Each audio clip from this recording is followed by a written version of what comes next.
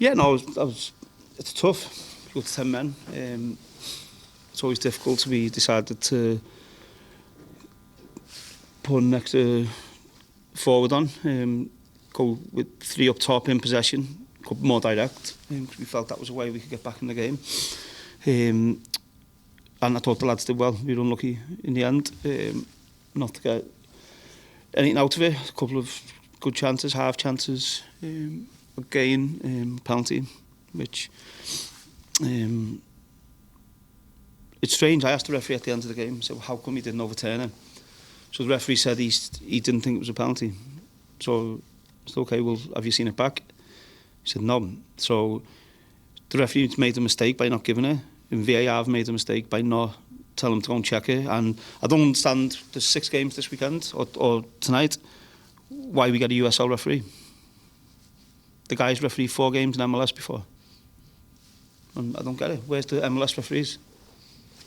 Because that's not good enough. If this league wants to grow, it wants to improve, and they can ban me if they want or fine me, do whatever they want because I'm sick of it. If this league wants to grow, wants to improve, they have to improve with the officials as well, because it's too often now I'm in here, and I know football, I know when it's a foul, when it's not a foul. For instance, it's a red card. You got that one right.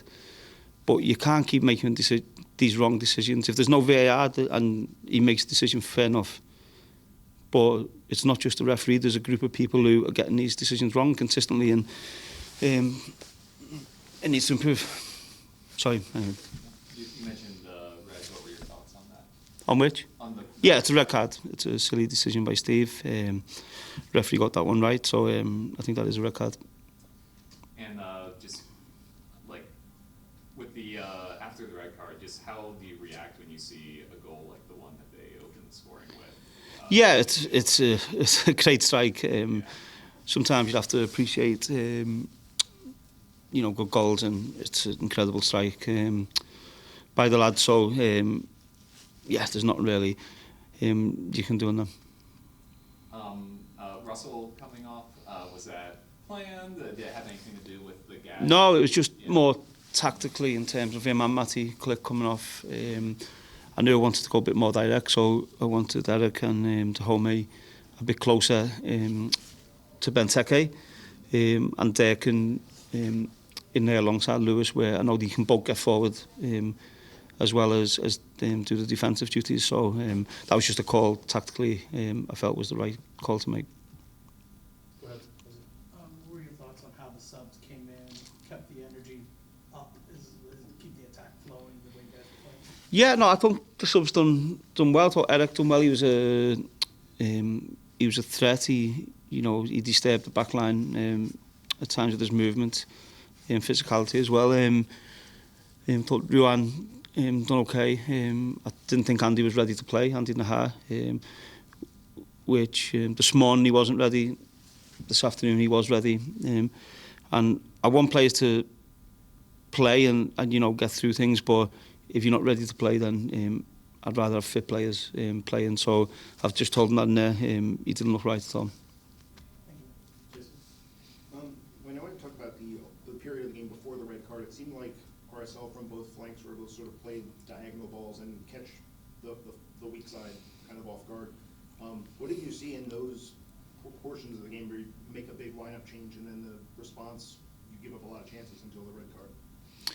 No, I think switching the play is not a problem. You can shuffle across, you can get across. So they've gone more from left to right, which is fine. We have to just shuffle across and deal with that. The one thing we do try and do is show teams outside and keep them outside. So letting them back inside to switch the play is more of an issue for us. But I didn't think they caused us big problems at all. And obviously the red card comes in and the goal, and then we really wanted to get in half time still at 1-0 and try and make changes to get back in the game. So second goal was a bit of a killer, but we kept going. So I'm pleased with the players for that.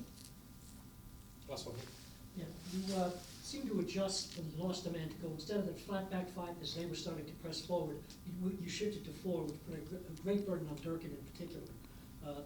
Was that intended to do that? Yeah, I think obviously losing Steve, it was with the personnel we had, it was easy enough for Brendan to come inside and with Derek and go to a back four. And then obviously changed that at half time in terms of bringing Rue on at right back.